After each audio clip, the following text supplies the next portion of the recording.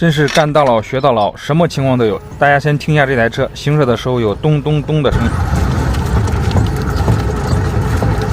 听着应该是左边这个轮子转一圈，这个轮子咚一下，咚咚咚的声音。天气镜顶起来，这个轮子确实这个声音有点不正常。我们现在打开看一下。这个声音一般都是轴承损坏的声音。我们打开准备换轴承，发现中间和以前拆的车子少了中间这个大螺丝，没有中间大螺丝。我们先把这4颗固定轮子的螺丝拆掉，观察一下。拆掉之后，我们发现这个刹车锅是直接可以拿下来的。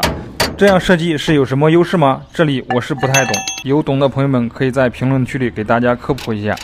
里边固定刹车盘和轴承的4颗螺丝拆掉之后，我们就可以看到里边这个轴承了。现在就可以看到里边这个轴承确实是坏掉了，里边这个轴承散架了，我们需要把它拆掉，更换这个轴承。之前拆卸半轴的那个工具用不上，后来我们找这个修汽车的朋友借了一个这种工具，这个是修汽车朋友们用的。我们试一下，看能不能把这个半轴给拉出来，还非常轻松，拉了2下，这个半轴就拉出来了。我们拉出来，我们就看到这个轴承已经完全散架了，只剩这个轴承的内圈在上面。这个时候怎么砸也砸不掉，这个轴承内圈好像给焊死到上面一样。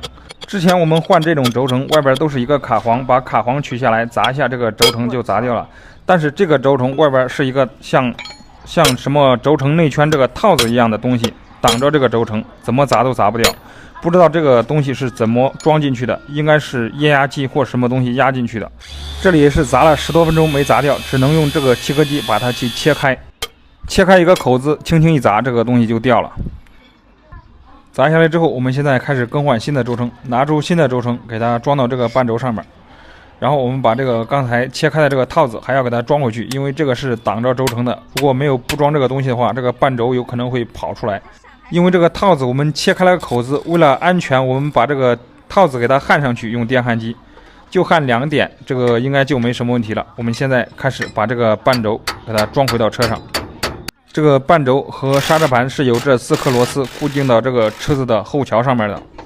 好，我们装好以后，就可以把这个刹车锅还有轮子给它装上去了，这个轴承也就更换完成了。